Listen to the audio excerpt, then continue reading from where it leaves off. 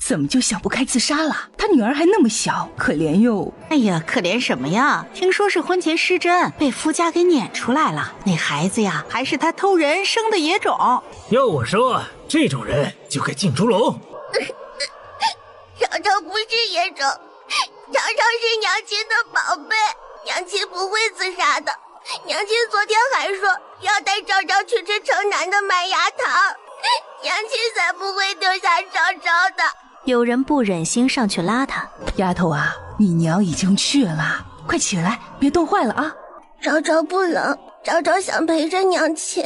真可怜哟，她那个娘我见过，也不像个不守妇道的，而且瘦瘦的，好像一阵风都能吹走。前2天见了她还笑呵呵的，唉，今天就死了。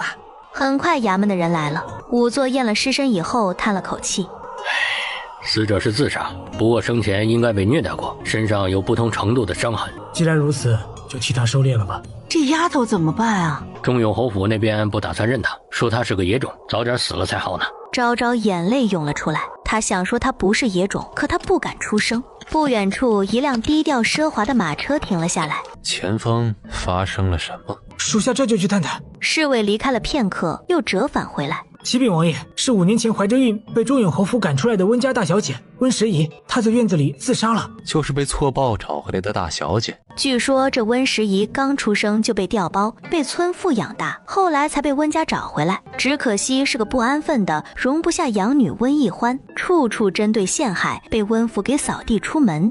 好不容易嫁进了中永侯府，又因为婚前失贞怀了野种，怀着孕就被撵出来了，处处透着诡异，还真是有点意思。裴荣景漆黑的目光盯着昭昭精致的小脸看了半晌，莫名觉得有些熟悉，脑海中不自觉想起曾经重要时被他强迫的女子。只可惜那次过后，他再也找不到人。忽然他从马车上下来，径直朝着那边走去。王爷这是去哪里？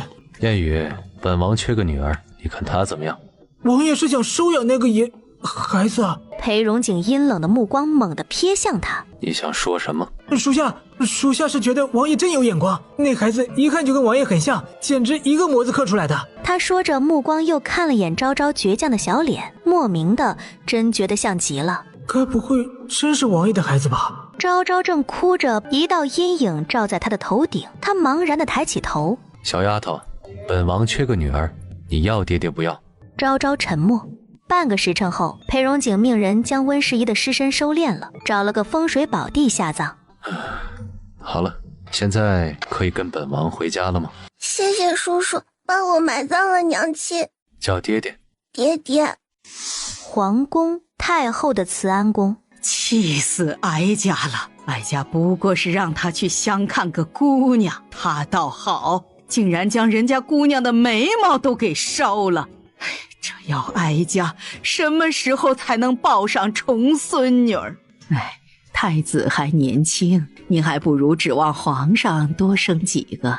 那个生不出孙女的不孝子，哀家还能指望他吗？满后宫的女人，就没一个生出女儿的，真是造孽呀！摄政王也到了娶亲的年纪，不如太后指望一下摄政王。荣景是个好的，可是哀家怎么听说他好南风？他真能给哀家娶个媳妇儿回来生孩子吗？他揉捻着眉心，想想就头疼。摄政王从殿外走了进来，手中还拎着一个奶娃娃，一言不发地塞进了太后的怀里。本王的女儿，你瞅瞅。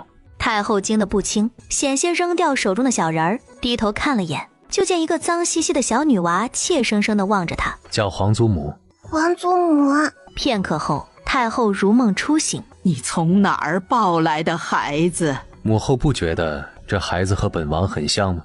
嬷嬷在一旁端详了半晌。这孩子啊，和摄政王小时候像极了，尤其这眉眼和嘴巴，哎呦，简直一个模子里刻出来的。这孩子当真是你的？裴荣景扬了扬眉，没承认也没否认，总归是要当亲生的养的，是不是对于他来说也没什么关系。哎呦，长得真好看呀，眼睛亮晶晶的，不像你那个爹，一天到晚就知道板个脸。小郡主叫什么名字？奶奶，我叫昭昭，朝露的昭。好名字。齐嬷嬷哪里被人这么亲切地喊过奶奶，顿时激动的眼泪也跟着出来了。小郡主可真可爱，就是怎么浑身都脏兮兮的，是不是有人欺负你？太后这时候也反应过来，忍不住皱眉。荣景，是你欺负昭昭了。裴荣景沉默。太后意识到这里面肯定有故事，想着孩子在这里也不好过多询问，招呼齐嬷嬷将昭昭带下去洗澡换衣服。她这才看向裴荣景，说说吧，到底怎么回事儿？母后可还记得5年前我在宁王府赏春宴被暗算那次？你是说你受了伤还中了媚药那次？没错。太后神色难看了起来。那次摄政王参加完赏春宴，回府途中遭了埋伏，不仅身受重伤，还中了媚药，躲进了一处破落院子中，才躲过了一劫。那时他已经神志不清，在媚药的作用下，把无意闯进来的少女给侵犯了。事后他也找了那女子许久，却杳无音讯。事情过去了这么久，没想到那女子竟然还为他生了个孩子。既然如此，当初是你强迫了人家，那女子也为你生下了昭昭，你挑个日子将那女子纳了，做个侧妃。裴荣景闻言皱了皱眉，如果你实在想当个正妃，也不是不行。她已经死了。什么？她已经死了，她婚前失贞，被夫家给赶出来了，受不了流言蜚语，抛下昭昭自杀了。可恶！若非你一直没找到那女子，又怎么会让她受这委屈？可怜了昭昭，小小年纪就没了娘亲。本王不会让她受委屈。太后叹了口气。昭昭被洗得干干净净，换了身橘红色的裙子，这才被齐嬷嬷牵着手走了回来。太后一眼看到她白净漂亮的小脸，更加确定了，这就是裴荣景的孩子。昭昭紧张地缩在齐嬷嬷身后，哎呀，快过来，让皇祖母抱抱。昭昭目光看向裴荣景，见他点头，才小心翼翼挪到太后身边。真可爱呀，饿了吗？我让齐嬷嬷给你准备吃的。昭昭一听到吃的，眼睛亮了亮，又暗淡下去。昭昭不饿。他们都好好，愿意收留自己，还给他洗澡穿新衣服。他不想让人觉得他事多，他可以忍着的，等到了饭点再吃。怪异的咕噜声从昭昭的肚子里响起。你这孩子饿了还不说。齐嬷嬷，快去让膳房准备饭菜，尤其是小孩子爱吃的水晶糕，也准备些。老奴这就去。不到半个时辰，色香味俱全的饭菜全部端了上来。昭昭啊，多吃点儿。哎呦，你看你瘦的，哀家都心疼了。昭昭还是第一次见到这么多好吃的，眼睛都亮了。皇祖母，昭昭真的可以吃吗？这孩子都遭了什么罪呀？吃个饭都这么小心翼翼，都怪你。看把哀家的小孙女可怜的。突然被埋怨的裴荣景尴尬地摸了摸鼻子。以后不会了，本王再也不会让她受委屈。他也夹了一只鸡腿放在昭昭碗里。快吃吧，以后想吃什么呀，就跟爹爹说，不要害怕，我们都是你的亲人。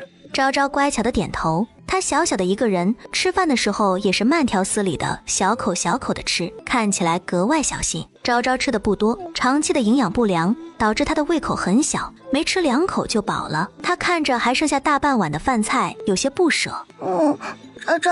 昭昭吃不下了啊，吃不下就不吃了，晚上吃太多也不好消化。那我可以带走他们吗？他从来没吃过这么好吃的东西，他想带回去慢慢吃。当然可以，哀家稍后就让齐嬷嬷全部给你装起来，都给你带回去。谢谢皇祖母啊。吃过晚饭，昭昭就跟着裴荣景坐着马车回了摄政王府。裴荣景率先下了马车，能下来吗？要不要爹爹帮你？昭昭看了眼马车的高度，小脑袋摇了摇。昭昭自己可以的。她提着裙子，轻轻一跳就落在了地上，还自豪地扬起小脸，冲裴荣景咧嘴一笑。裴荣景忍不住嘴角跟着愉悦地翘起。管家迎了出来，看到昭昭那张熟悉的小脸，小嘴张得能吞下一颗茶叶蛋。王爷，这小姑娘是……这是王爷的女儿昭昭郡主。王爷何时多了个女儿？我怎么不知道啊？裴荣景看着昭昭身上明显不合身的衣裙，忍不住皱了皱眉。去将京城有名的制衣坊都叫来，为郡主量身定制一些衣服首饰。另外，按照她的尺寸买一些时下最流行的成衣和首饰回来。老奴这就去安排。走吧，昭昭，跟爹爹回家。裴荣景牵起昭昭的小手，直接进了王府。裴荣景将她带到距离自己院子最近的小院。以后你就住在这里，本王会派几个丫鬟过来照顾你。那边的院子是爹爹的，你想见爹爹，随时都可以来。昭昭站在院子门口，拘谨的没有动，小脸煞白。怎么不喜欢吗？那本王再带你看几个院子。喜欢，只是……裴荣景弯下腰，直视他的眼睛。怎么了？昭昭可不可以和爹爹一起睡？昭昭以前都是和娘亲一起睡的，昭昭不想一个人睡。裴荣景眉头一皱，俊美的脸僵硬了。小郡主，你现在已经4岁了，不能和王爷一起睡了哦。可是昭昭一个人害怕。他伸手揉了揉昭昭的脑袋。不怕，有青梅和粉桃陪着你。青梅和粉桃是挑选给他的贴身婢女。粉桃温柔地笑着蹲下来，乖，小郡主晚上睡觉，奴婢们会守在旁边的。对，奴婢也会守着小郡主的。昭昭苦着一张脸，张了张嘴想说什么，又咽了下去。他不能任性，否则新爹爹会不喜欢他的。夜晚，睡梦中的昭昭忽然低低抽泣起来，惊动了躺在旁边榻上的青梅。他急急地走上前，看到昭昭不知是不是做噩梦，眼泪哗哗地流下来。娘亲不要走，娘亲不要丢下昭昭，娘亲。郡主，哎呀，小郡主，你是不是做噩梦了？昭昭好像听不到他的呼唤，闭着眼睛哭得伤心极了。听到动静的粉桃也走了进来，见状伸手在他的额头上探了探。呀，不好，小郡主发烧了！青梅迅速站起身，我这就去通知王爷。片刻后，青梅带着裴荣景回来了。粉桃站起来行礼。王爷，郡主状态很不好，好像梦魇住了，怎么都叫不醒。裴荣景上前摸了摸他滚烫的额头。可请了府医？已经找人去通知了，这会儿怕是在来的路上了。昭昭睡得很不安稳，小脸泛着不自然的潮红，眼睛闭得死死的，眼泪却不停地流下来。府医怎么还不来？还不快去催？是，奴婢这就去。青梅一抖，立马往外跑。她刚跑出房门，就看到管家带着府医急匆匆走来。快，王爷已经等急了。府医不敢多做停留，马不停蹄地进去给昭昭把脉。片刻后叹了口气：这孩子情绪大起大落，受了冻，又长期营养不良，这才病倒了。老九这就给他开一副药方，熬好给他喝下去，很快就会好。还不快去！府医擦了擦额头的汗，立即出去写药方了。药熬好后，裴荣景亲自给他一点点喂了进去。见小丫头苦得直皱眉，还给她贴心的塞了一颗蜜饯。他刚将人放下，袖子就被小丫头给拽住了，嘴里不知道嘟囔了句什么，这才安稳的睡了。他眉头皱得更深，扯了扯衣袖，结果刚动就发现小丫头嘴巴一憋，又要哭出声。裴荣景立马不敢动了，只是一张脸铁青着，很不自在。小郡主这是不想让王爷走。看着小丫头没有安全感，即便是睡着了也舍不得放手的模样，裴荣景心底好像被啄了一下。这还是第一次有人如此信任他，依赖他。这里有本王守着，你们都下去吧。青梅和粉桃退下后，他盯着那张和他十分相似的脸，忍不住有些好奇。一开始只是想养着逗逗乐，顺便逃避太后的催婚，没想到随手捡回来的小丫头竟然和他长得如此相似。若不是知道当时温世宜才被找到，人还没进京，他真要怀疑这丫头是自己的种了。翌日，敏锐的裴荣景刚觉察到一道视线落在他的身上，他就唰地睁开了眼。小丫头刚靠过来的小身板一抖，立马缩了回去。爹爹爹。裴荣景愣了片刻，眼底的冷冽瞬间收敛，他伸出手在他头上摸了摸，灼热的温度已经退了。好点了吗？还有没有哪里难受？昭昭好啦。王爷，宫里传来话，皇上命您带着昭昭郡主即刻进宫。带上昭昭。裴荣景脸黑沉了下来，心中已经知道了皇兄想要干什么。爹爹，是昭昭做错了什么吗？裴荣景闻言一怔，面色温和了许多。是爹爹想到了讨厌的人，和昭昭没关系。昭昭乖巧的点头。太好了，爹爹不是生我的气。昭昭洗漱完就被抱着塞进了宫里派来的马车。爹爹，我们是要去见皇祖母吗？还有个很讨厌的人。很讨厌的人？昭昭一头雾水。爹爹讨厌的人，昭昭也不喜欢，昭昭只喜欢爹爹。听他这么一说，裴荣景十分不爽的心情立即好转。不知道那位听到这话会不会气死？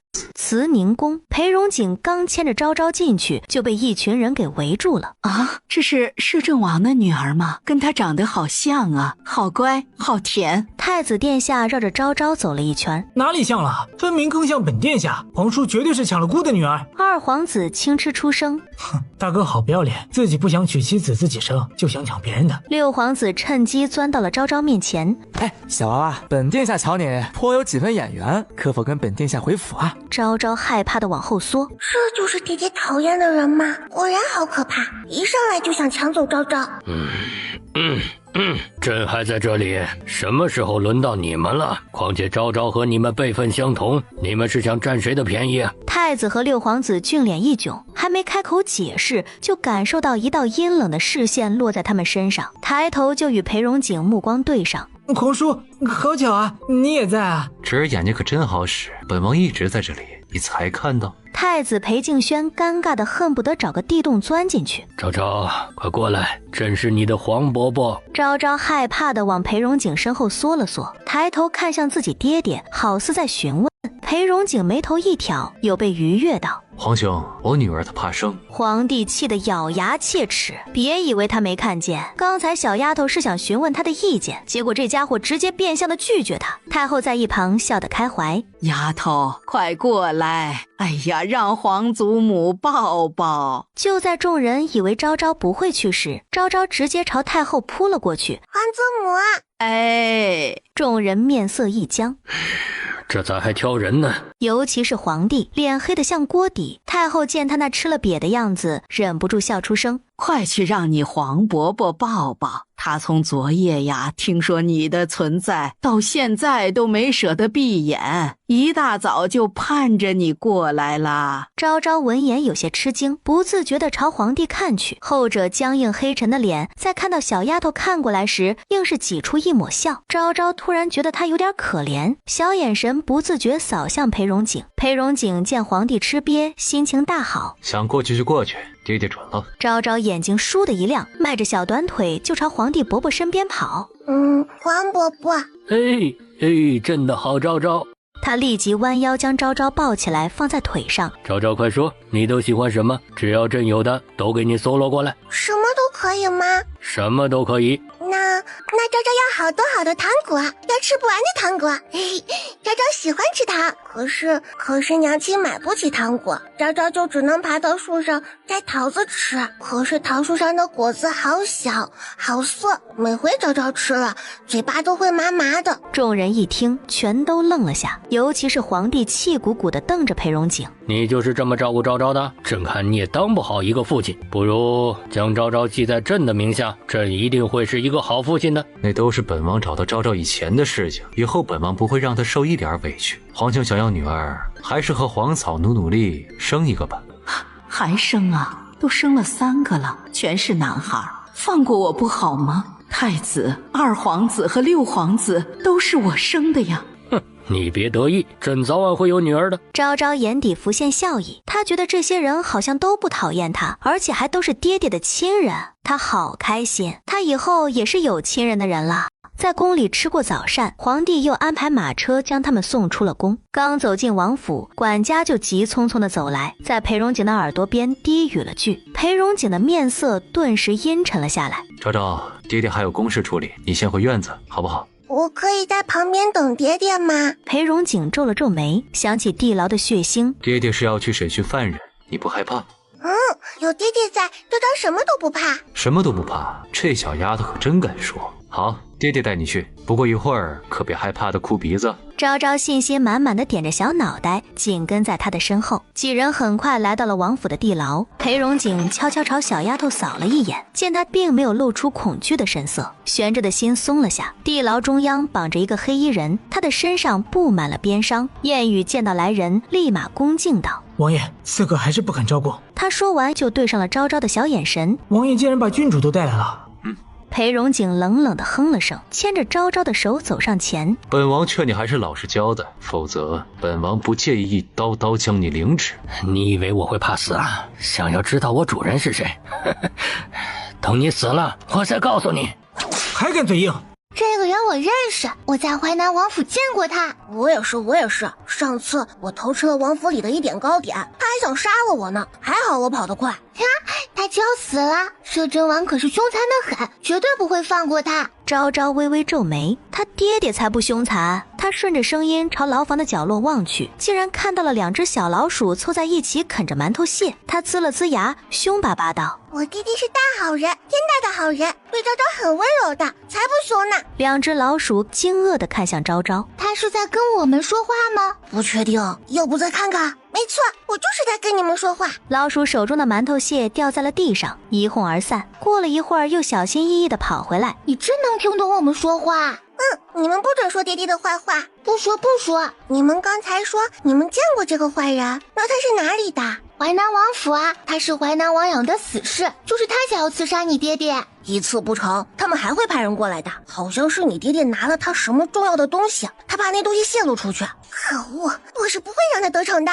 裴荣景听见小丫头自言自语，有些好奇地揉了揉她的脑袋。昭昭是不是害怕了？昭昭摇摇头，一脸纠结地看着他。爹爹，那个黑衣人想要刺杀你吗？昭昭别担心，爹爹很厉害，他们杀不死爹爹的。可是小老鼠说淮南王还会派人来刺杀你的，和他一样都是死士。你说谁？淮南王。淮南王？什么淮南王？是淮南王。裴荣景的面色瞬间冷凝了下来。你怎么知道的？小老鼠嗖的一下跑没影了。别提我们，他会把我们都抓起来剥皮抽筋的。昭昭好像没听到，是小老鼠告诉昭昭的，他们在淮南王府见过他。就刚才那2只老鼠。爹爹，我跟你说哦，他们之所以刺杀你，好像是你拿了淮南王一件很重要的东西，淮南王怕你将那个东西泄露出去，才要杀你灭口的。裴荣景一头雾水，他和淮南王交情甚浅，他何时拿走过他什么东西？爹爹是不相信昭昭吗？不是，爹爹只是很惊讶，昭昭竟然能听懂老鼠说话。昭昭很厉害的。对，昭昭最棒了。他牵着昭昭的手重新走回来。你以为你不说，本王就查不到是不是淮南王派你来的？你怎么知道？说完反应过来，立即否认。不，我不是。你想要攀要淮南王，我才不会上你当呢。哦，是吗？难道你不想知道那件东西被本王藏在何处？黑衣人彻底慌了，眼底布满惊恐。他知道，他竟然真的知道了。刺客的表情已经说明了一切，可是裴荣景还是不解，他真的没拿过淮南王任何东西，他为何会盯上他？裴荣景拉着昭昭走到一旁的凳子上坐下。说吧，那东西是什么？为什么淮南王宁可刺杀本王，也不敢过来讨要？你不知道，你诈我！裴荣景并不否认，依旧似笑非笑盯着他。黑衣人顿时觉得头皮发麻，他果然如传闻中那般恐怖。是。黑衣人咬着牙，硬是一声不吭了。他也不知道啊，他收到的命令就是找一件女子的东西，又没说是什么。我知道，是他让人偷走的皇贵妃杜登。没错，淮南王痴恋皇贵妃，奈何皇贵妃却嫁给了皇帝，还忍受不了相思之苦，这才让人偷了杜登放在床头，睹物思人呢。可惜上次太后生辰宴时，他喝了酒，肚兜不小心一落，被太后的猫叼走了。摄政王刚好路过，还以为是摄政王捡走了，他怕摄政王威胁到皇贵妃的性命，才要先下手为强的。昭昭小脸皱巴巴的，好像没有完全听懂。爹爹，什么是睹物思人呐？还还有，淮南王为什么要偷皇贵妃的肚兜呢？小君主说了什么？丹王偷了皇贵妃的肚兜，还睹物思人，这是我能听到的吗？这也是小老鼠告诉你的？他们还说皇祖母收成的时候，淮南王弄丢了皇贵妃的肚兜，以为是你捡走了，怕你伤害皇贵妃，这才要派人杀你灭口呢。裴荣景脸色铁青，不是，主子就为了个肚兜，让我们来送死？裴荣景站起身，眼神凉凉的落在黑衣人身上。不用审了，放他回去，让他告诉淮南王，本王可没兴趣偷什么肚兜。昭昭被他抱着往外走。爹爹不去找淮南王报仇吗？淮南王曾经为大圣朝立下汗马功劳，因为上阵杀敌断了子孙根，即使对皇贵妃有念想，也无济于事，且皇兄知道了也不会处置的。爹爹受委屈了。本王可不是会吃亏的人，等着吧，那老家伙会自己上门赔礼道歉的。调查到刺客背后的人，裴荣景心情大好，下午干脆带着昭昭去逛街，害怕阵仗太大，昭昭不自在，他只带了燕语一人出门。到了京城最大的饰品房，裴荣景拉着昭昭就往里走，留了燕语守在门口。昭昭看上什么就拿什么，爹爹都给你买。爹爹，我不想要，爹爹给昭昭准备的东西都很好，还那么多，昭昭都用不完了。那怎么够？1天1套，那些都不够昭昭1个月穿的。1天1套，爹爹是要将我当成画架子吗？裴荣景瞧着他震惊的小模样，忍不住笑着摇头，看把小丫头吓得。他转身对着小厮说道：好了，去把适合他的东西都包起来，送到摄政王府。小的这就去办。买完了首饰，他又想起来这小丫头好像还没吃过醉春楼的水晶虾饺，就准备带她去尝尝。刚准备出门，昭昭迎面就撞上了个身影，有巴掌昭昭朝脸呼来，他下意识抬手一躲，巴掌落在了他的手背上。不长眼睛的贱东西，我家小姐也是你能撞的。裴荣景刚跟小厮说话，没注意，等他反应过来，他抬脚将人踹飞出去。什么脏东西也敢动本王的女儿！他心疼地弯下腰，将昭昭抱起来，看着他红肿的手，眼底的寒意更浓烈。燕语，他哪只手动的昭昭，就废了他那只手。是，属下这就去办。丫鬟还没爬起来，燕语已经走到了跟前，抬起脚踩在他的手腕上。疼不疼？不疼。小骗子，都红了还不疼？有爹爹在，昭昭就不疼了。见到自己贴身婢女被废了一只手，苏慕瑶忍不住哇地哭出声来。你们知不知道我家小姐是谁？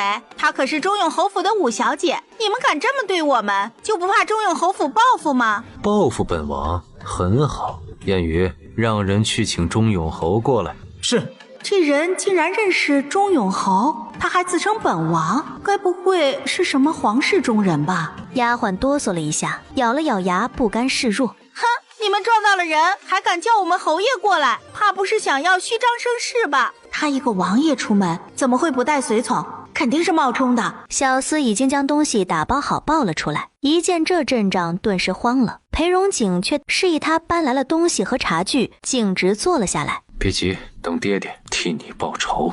昭昭有些懵懂的点点头。爹爹方才不是已经把坏人打了吗？怎么还要报仇呢？钟永侯很快就来了，刚进门，苏慕瑶哭着冲过去抱住他。祖父，他们欺负瑶瑶。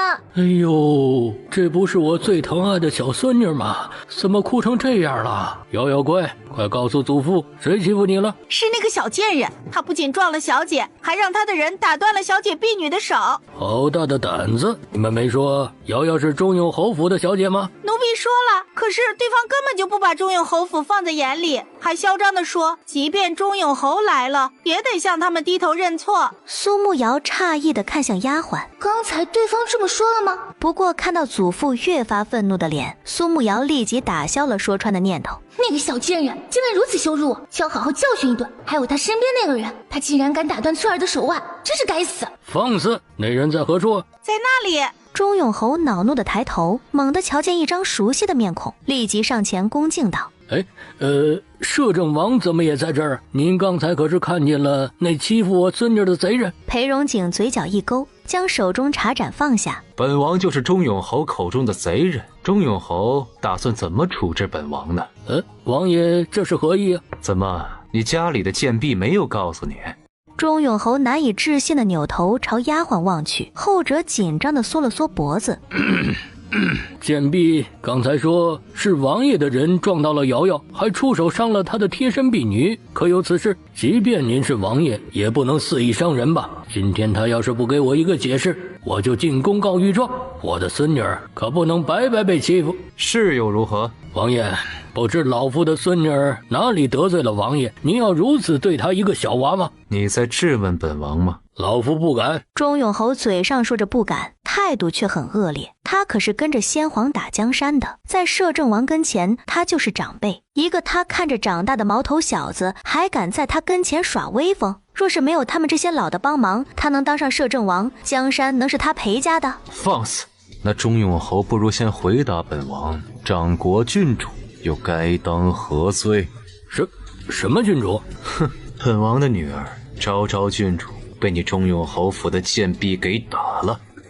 摄政王什么时候有了女儿了？钟永侯如被雷劈，他的目光迟钝地移动到昭昭的脸上，在看到那张如同摄政王缩小版的脸蛋时，心口猛地一跳。还真是摄政王的女儿。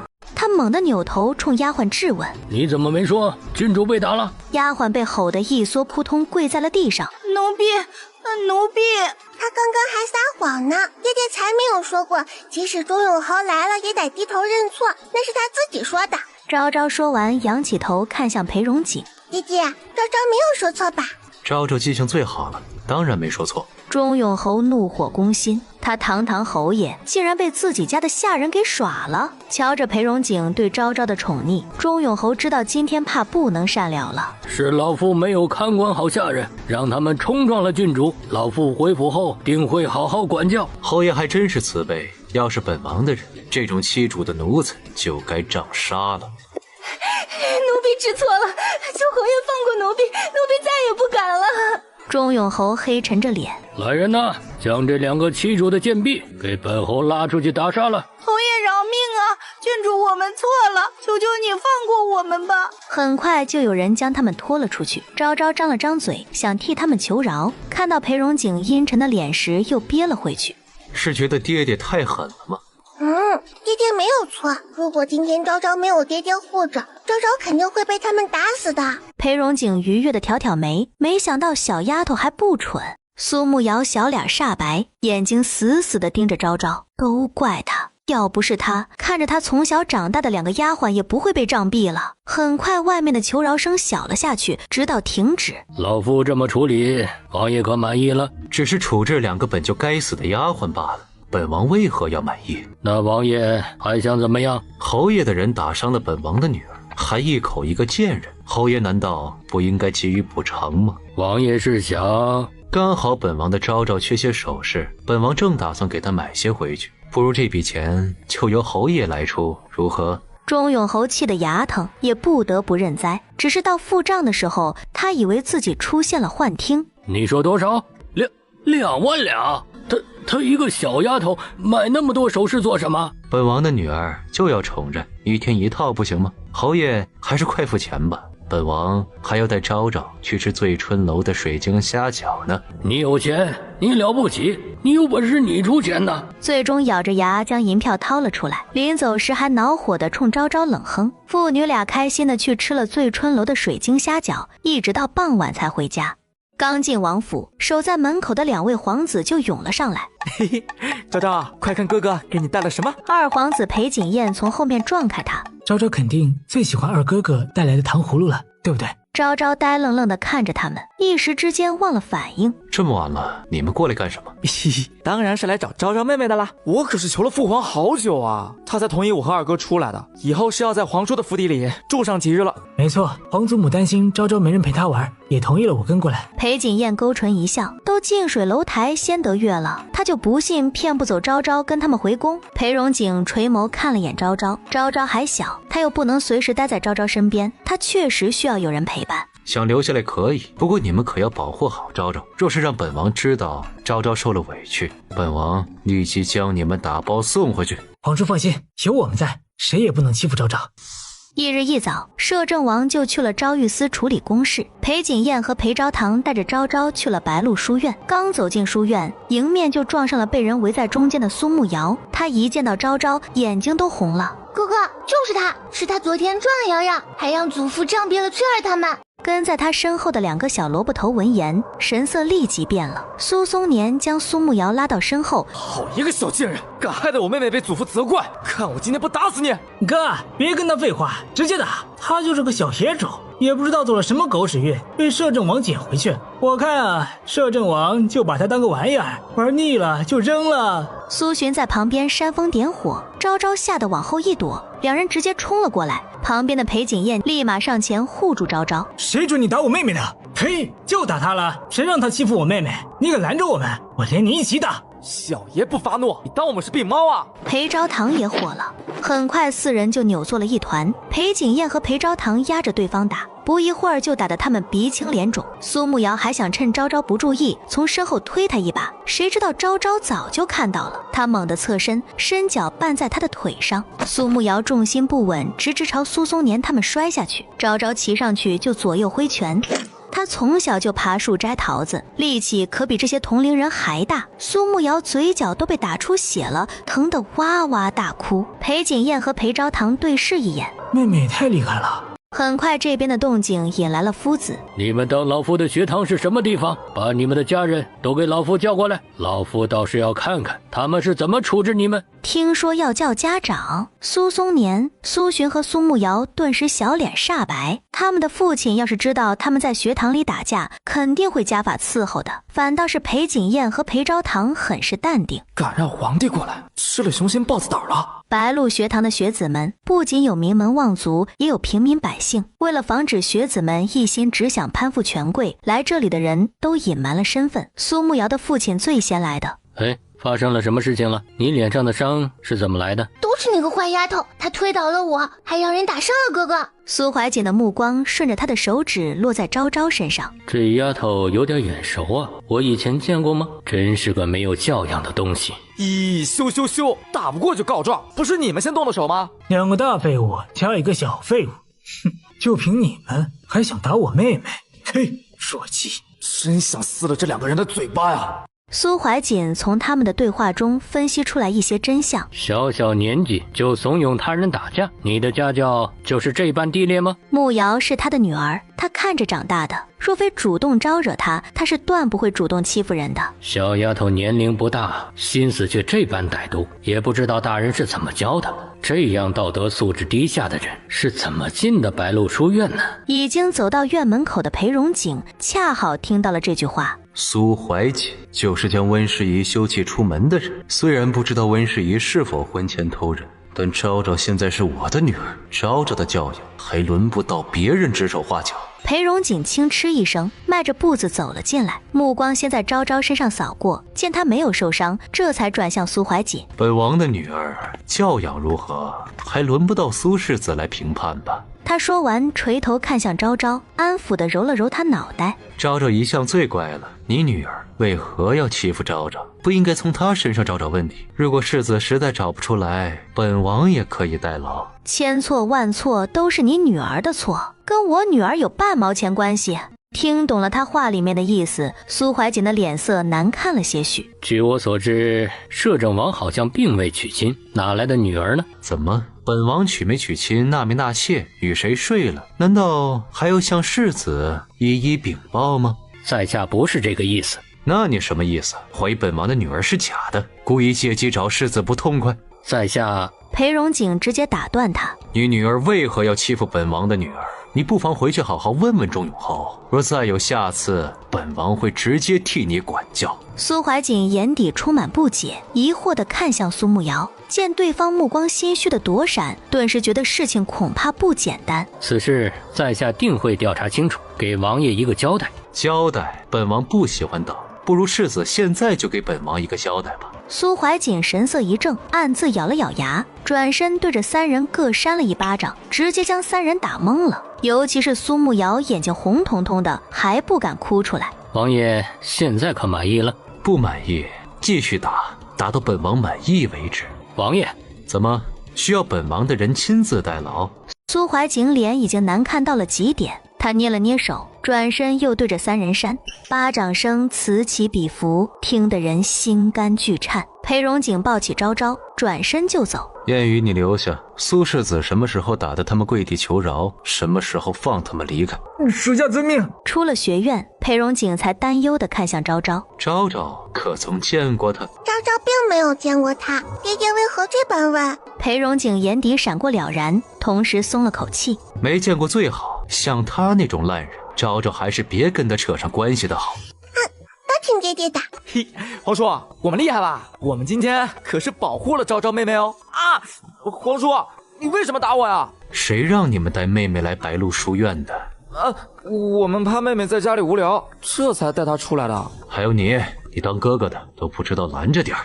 皇叔，我们知道错了，以后再也不敢带昭昭妹妹来书院了。知道就好，再有下次就给本王滚回皇宫去。裴景彦和裴昭堂低头不语。爹爹，你别凶他们了，是昭昭自己想出来的。好，爹爹不凶。晚上，昭昭还在睡梦中，忽然被院子里的动静吵醒了。青梅和粉桃都不在，她自己爬起来跑了出去。刚走出房门，就遇到了返回来的青梅。青梅姐姐，外面发生了何事？宫里来了消息，太子殿下的毒又发作了，王爷和2位皇子已经准备进宫去了。太子哥哥毒发？我知道，我听宫里老鼠说，是有人给太子殿下饭菜里下了毒。对，那毒是从西戎带回来的，连御医都没有办法呢。肯定没办法啦，御医都没见过那种毒。其实很好解的，只需……昭昭听到声音，立马冲进了房间，四处翻找着什么。青梅追了进来。郡主在找什么？可以告诉奴婢，让奴婢来找吗？我在找刚才说话的老鼠。哈？老鼠会说话吗？很快，昭昭就在床底下发现了2只小老鼠。快出来，我带你们进宫。我们才不要去，那些人会踩死我们的。没错，我们还不想死呢。昭昭会保护你们的。小老鼠还是害怕，但是昭昭已经伸手将它们抱进了怀里。老鼠！青梅眼睛倏地一翻，晕了过去。昭昭焦急地将她拖到床上放好，抱着老鼠往外冲。不知道爹爹他们是不是已经进宫了？没有，刚才我听东虫说他们还在大门口，不过已经快出发了。小丫头，你跑快点！昭昭闻言一咬牙，跑得更快了。就在马车驶出去的刹那，昭昭追了出来。爹爹！马车上的裴荣景唰地睁开了眼，他怎么好像听到了昭昭的声音？爹爹！昭昭又不死心地喊了一句：我好像听到了昭昭妹妹喊皇叔。我也听到了。停车！他呵斥了一声，掀开车帘跳了下去，将跑过来的小丫头接到怀里。谁让你跑出来的？我听说太子哥哥中毒了，我想去看看太子哥哥。那你就能大半夜自己跑出来。青梅和粉桃呢？怎么没跟着你？青梅姐姐被吓晕了，粉桃姐姐不知道我跑出来了。吓晕？这是小老鼠，青梅姐姐害怕老鼠。裴荣景压下心中的不适，问道：这是那天地牢里的2只。哇，爹爹好聪明，就是他们。他们说太子哥哥中的毒是西戎那边的，所以御医才找不到解药。西戎？难怪那么久了，太子身上的毒还是无法消除，原来是西戎。爹爹别担心，小老鼠知道解药是什么，你快带昭昭一起进宫吧。裴荣景闻言点了点头，知道2只小老鼠会说话，也就没那么膈应了，连带着他们将昭昭抱起来塞进了马车。几人很快就进了宫，直接去了太子东宫。太子裴敬轩迷迷糊糊地躺在床上，皇后在旁边哭成了泪人。太后不断转着佛珠，就连皇帝都阴沉着脸一言不发。白玉一叹了口气：哎呀，此次毒发尤其猛烈，以往的办法已经压制不住了。若是能知道太子殿下中的何毒，微臣说不定还能找出解药。裴荣景带着3人刚走进太子寝殿，就听到了白玉一的话：太子哥哥究竟中的是什么毒？要怎样才能解掉？是西戎的噬心曼陀。中毒者初期会感到轻微的头晕、四肢乏力，极易忽视。慢慢的，毒素会扩展到5脏6腑，身体浮现出藤蔓形状的纹路，让人疼痛钻心刺骨。那解药是什么？冰雪莲啊，皇帝的宝库中就有一朵。上次我还想进去偷吃来着，结果那门封得死死的，一个老鼠洞都没有。昭昭破涕为笑，还好封得死死的，否则岂不是被他们给吃了？裴荣景见他忽然笑了，扭头问他：是找到解药了吗？爹爹，你扶耳过来。昭昭趴在他的耳朵上嘀咕了半天，裴荣景凝结的眉峰终于舒展。他走到床榻边，看向白玉一道：本王曾经在攻打西戎的时候见过这种毒，叫做噬心曼陀。想要解除噬心曼陀，唯有冰雪莲。他说完，目光望向了皇帝。皇兄，臣弟记得你的宝库中就有一朵西域进贡的冰雪莲。皇帝嘴角抽了抽，感情太子受了这么久的苦，你现在才看出来是噬心曼陀？感受到皇帝的哀怨，裴荣景不自然地摸了摸鼻子。他也是才知道好不好？皇帝狠狠瞪他一眼，转身朝大总管吩咐：还不快去取朕的冰雪莲？哎，老奴这就去。大总管走后，白玉一好奇地上前询问：那王爷之前怎么没有发现这毒的来源呢？